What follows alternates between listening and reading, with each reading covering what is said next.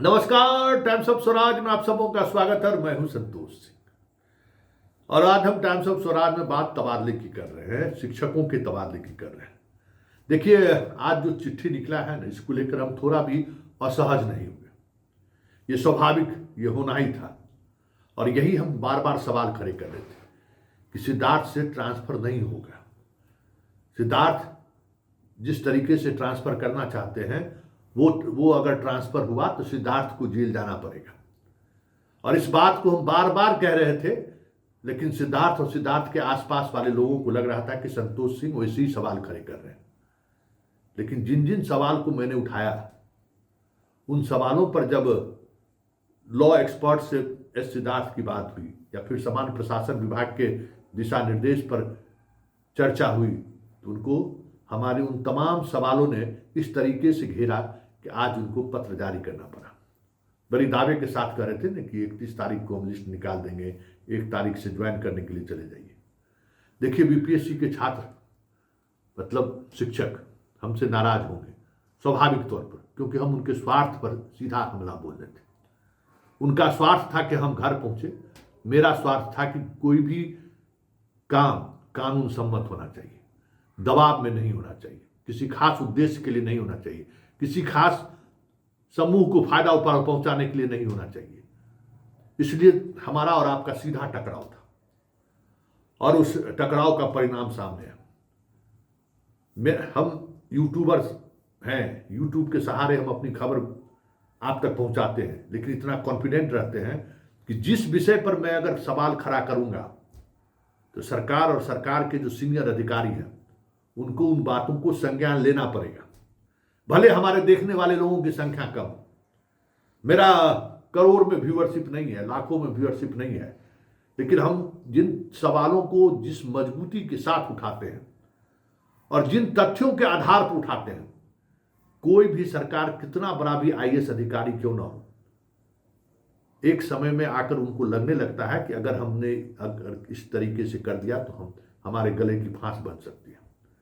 तो हमने एस सिद्धार्थ के पूरे उस प्रोसेस पर ही सवाल खड़ा किया था कि आपको राइट ही नहीं है। और अंततः वो बात आज जो कमेटी बनी है उसने साबित कर दिया। मैंने कहा था कि जो नियोजित शिक्षक हैं, जो विशिष्ट शिक्षक बनेंगे, उनका तबादला तब तक आप नहीं कर सकते हैं जब तक वो विशिष्ट शिक्षक नहीं बन जाते। नहीं माना गया, सब भरिए। कैसे भर दीजिएगा भाई? आप जिस समय में आवेदन आमंत्रित किए हैं उस समय में वो आपका मुलाजिम नहीं है, आपका स्टाफ नहीं है। कोई हाई कोर्ट में चला जाएगा, 1 मिनट के अंदर में आपका फैसला रद्द हो जाएगा। यही बात पीके शाही कहा आपको ना कि क्या कर रहे हैं सिद्धार्थ जी, ये तो ब्लंडर कर रहे हैं। यही सवाल खड़ा हुआ था ना कि भाई जो आपके स्टाफ है ही नहीं, उसकी तबादले के लिए आप फॉर्म कैसे ले लीजिएगा भाई? किस आधार पर तबादला फॉर्म ले लीजिए? और किसी एक इंडिविजुअल शिक्षक अगर कोर्ट में चला गया कि देखिए इस तबादले नीति के तहत हमको जस्टिस नहीं मिला, तो पूरा तबादला नीति ही खारिज हो जाएगा। और फिर जो पूरा प्रोसेस अभी जिसका बहाली का चल ही रहा है, प्रोबेशन पीरियड में है, आप उसको कैसे तबादला कर रहे हैं? और उस तबादले की वजह से प्रोबेशन पीरियड अगर बढ़ जाए, उस तबादले की वजह से उनका डॉक्यूमेंट्स का वेरिफिकेशन नहीं हो जाए, तो कौन रिस्पॉन्सिबल होगा? किसके लिए जिम्मेवारी तय होगी? और जो कैटेगरी आज उन्होंने बनाई है कि फर्स्ट फेज में हम इन लोगों को करेंगे, सेकंड फेज में इनको करेंगे, थर्ड फेज में इनको करेंगे, फोर्थ फेज में इनको करेंगे, हम डे फर्स्ट से चिल्ला रहे हैं कि आप सबको एक साथ कर ही नहीं सकते। आप एक साथ करने के लिए जिस तरीके का मैन पावर चाहिए और जिस स्तर पर तैयारी होनी चाहिए, वो आपकी हैसियत से बाहर की बात है। शिक्षा विभाग में उतने योग्य लोग हैं ही नहीं। विभाग भले ही शिक्षा का हो, लेकिन तमाम अयोग्य लोग वहीं आके बैठे हुए हैं, इसलिए ये समस्या सबसे ज्यादा है। लेकिन था कि तबादला होगा, बड़ी बड़ी बातें हो रही थी, बहुत कुछ हुआ। चाय दुकान से लेके सचिवालय तक रोज लोग जाकर फोटो खिंचाकर, सेल्फी खिंचाकर दे देते कि अब तबादला का ये प्रोसेस है। आज भी देखिए, मतलब बेशर्मी का हद है कि तबादले को लेकर ब्रेकिंग खबर, तबादले को लेकर एक ब्रेकिंग खबर आ रही है, थोड़ी देर में देखिए, अरे बाबू अब हम लोग उससे ऊपर उठ चुके हैं। अब ब्रेकिंग वाला पत्रकार नहीं रहे हो। जैसे जिस जमाने में ब्रेकिंग के पत्रकार थे, उस जमाने में तुम ही न लिखते थे मेरा खबर जी, कोई आगे बागे बाएं दाएं कोई रहता था? कंटिन्यू ना 6 महीना तक संतोष सिंह टॉपर रहा था ब्रेकिंग लिखाने में, कोई आजू बाजू। और जब कशिश में गए तो 6 महीना तक जगदीश चंद्र कातिल को जो है सो मजबूर होना पड़ा ईटीवी के चैनल हेड को कि संतोष कहां से खबर ब्रेक कर देता है। सबको पसीना छुड़ा दिए थे, जो नंबर 1 चैनल बना दिए थे कशिश से चैनल को है? अब उस मूड से हम बाहर निकल चुके हैं।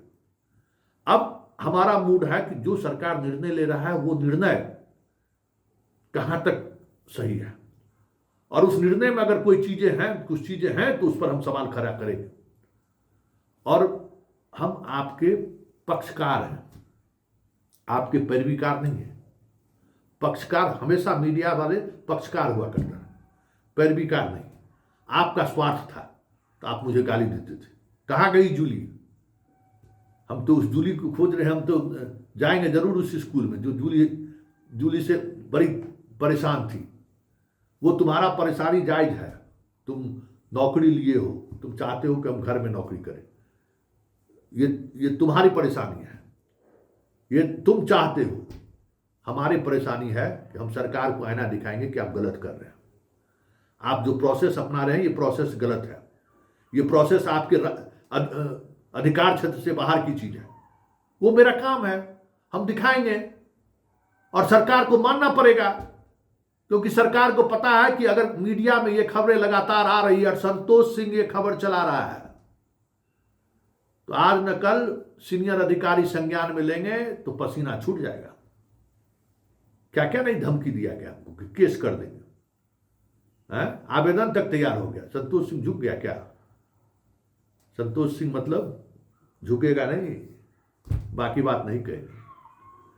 तथ्य के साथ, साक्ष्य के साथ, और जो 20 वर्षों 25 वर्षों का जो पत्रकारिता का अनुभव है, उस अनुभव के आधार पर हम कोई बात करते हैं।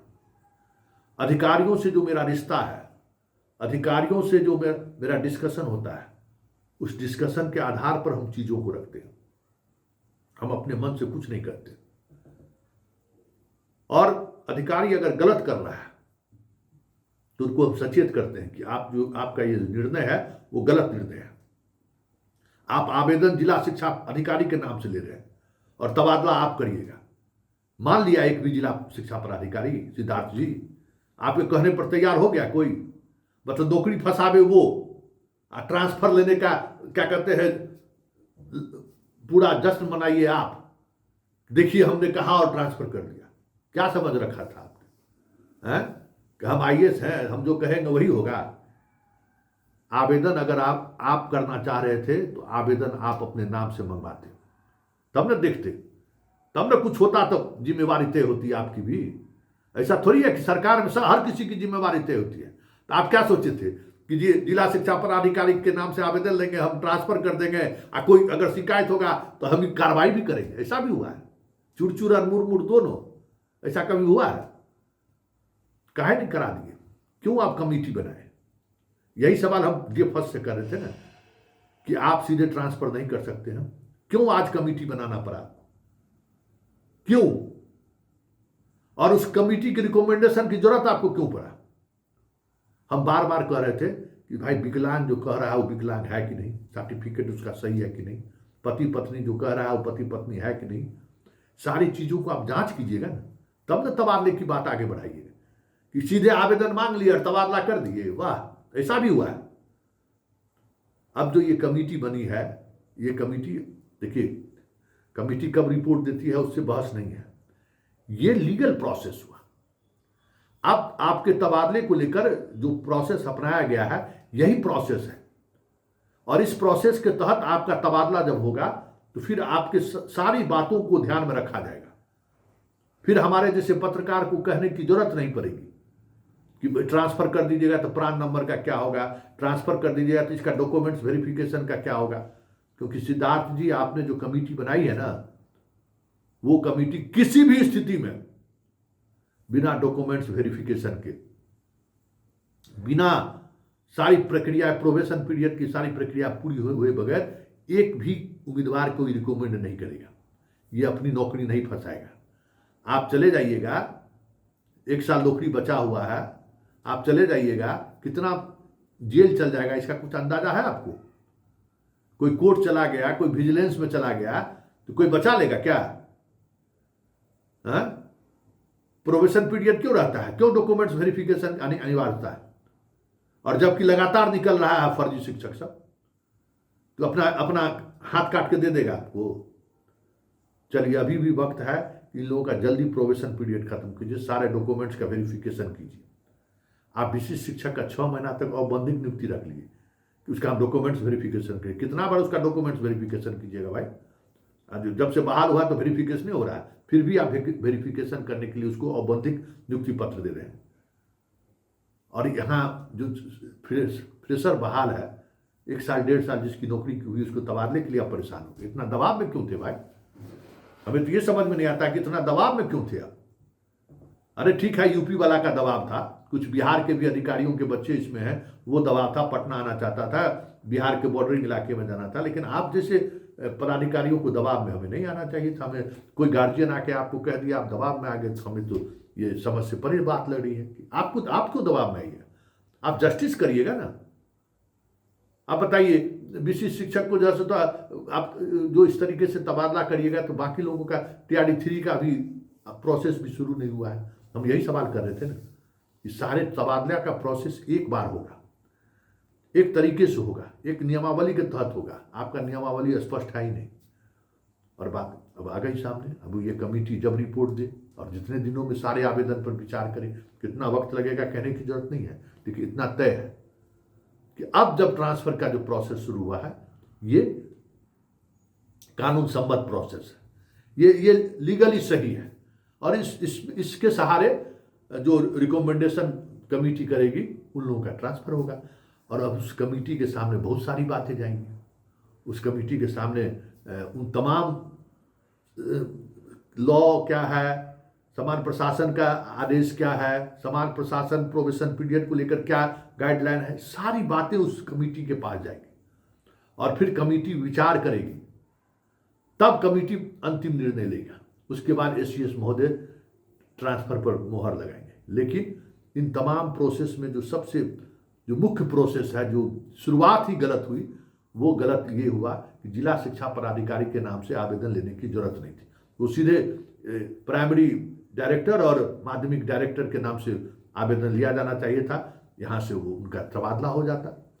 लेकिन जिला शिक्षा पदाधिकारी के बीच में शामिल करके उनके नाम से आवेदन लेकर, हमें लगता है कि कहीं न कहीं लीगली एक बड़ा ब्लंडर हुआ है।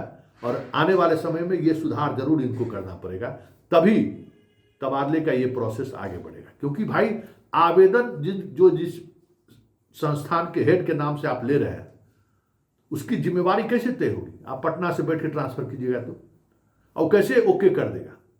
जो सवाल हम लगातार उठाते रहे, इन बातों को समझने की जरूरत है और ये मनन करने की जरूरत है कि जो आप करने जा रहे हैं उसका लीगल इशूज क्या है, उसको भी समझिए। हम सवाल वैसे ही खड़े नहीं कर रहे थे, हम उन सवालों को इसलिए खड़े कर रहे थे कि एक अलग मैसेज भी जा रहा था। ये जो तबादला है ना, ये तबादला की वजह से ही RCP टैक्स का चर्चा होने लगा बिहार में। और इतने बड़े स्तर पर तबादला होगी तो कुछ न कुछ, अगर इस तरीके की चर्चाएं होनी शुरू हो गई तो नीतीश कुमार की बदनामी होगी कि देखिए यहाँ तबादला उद्योग शुरू हो गया। इसलिए हम बार बार सवाल कर रहे थे कि एक व्यक्ति इस तबादले के फैसले पर निर्णय ना ले। जो कमेटी है वो कमेटी इस तरीके का निर्णय ले। चलिए, कमेटी बनी है, अब कमेटी जो फैसला लेगा, कमेटी जिम्मेवार होगा। कमेटी पर जिम्मेवारी तय होगी कि कोई भी गलत ट्रांसफर पोस्टिंग होगा तो उसके लिए कमेटी जिम्मेवार होंगे। वैसे चलते चलते BPSC के तमाम शिक्षकों से एक बार हम बड़े भाई के तौर पर हम कह देते हैं, अभी लंबा कैरियर है, बहुत कुछ उतार चढ़ाव जीवन में देखना है, थोड़ा उतावलापन कम करिए, मर्यादा का ख्याल करिए और किसी के बारे में कुछ भी प्रतिक्रिया करने से पहले, देने से पहले जरूर सोचिए। हो सकता है कि वो व्यक्ति आपको ऐसा नुकसान पहुंचा दे, या वो व्यक्ति, हर व्यक्ति का उस समय में मन स्थिति लोग समझता नहीं है ना, सिर्फ चर्चे करके आपको इतना बड़ा नुकसान पहुंचा देगा कि आपको सुधार कराने में वर्षों दशकों लग जाएगा। इसलिए इस प्रवृत्ति से बचिए और आप शिक्षक हैं, शिक्षक की भूमिका बनाइए।